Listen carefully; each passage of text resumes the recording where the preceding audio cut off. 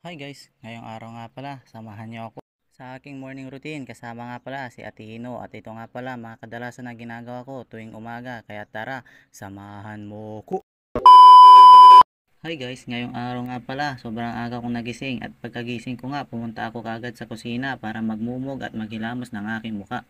Dito nga guys, habang naghihilamos ako ng aking muka ay ginugulo na ako ni Atino dahil siya ay gutom na. Kaya nga guys, nagutom na siya at hindi ko pa siya napapakain kaya naman kinukulit niya na ako kanina habang naghihilamos ng aking muka. At dito nga guys, habang ginagawan ko siya ng pagkain ay hindi na siya makapaghintay kaya naman umangkit na siya sa ating lamesa. Kuha nga ng sobrang gutom na talaga siya kaya umangkit na siya sa lamesa. Dito nga guys, after ko nga pakainin si Atino guys, nagtimpla na nga ako ng aking kape kasi kape is life tayo. At pagkatapos ko nga magtimpla ng kape guys, lumabas nga muna ako saglit para dito na sa labas magkape. Gawa nga guys na maganda ang magkape sa labas tuwing umaga kaya dito na lang ako sa labas nagkape. Sa mga hindi pala nakakaalam guys, tuwing nagkakape ako, andito ako sa labas at andito ako sa pwesto ko ngayon.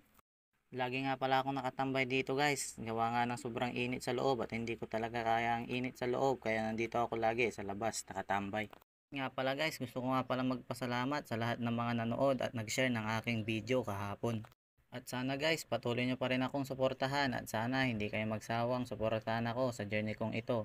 Yun lang, huwag ka ulit mawawala bukas. Maraming salamat ulit sa iyong ilang minuto.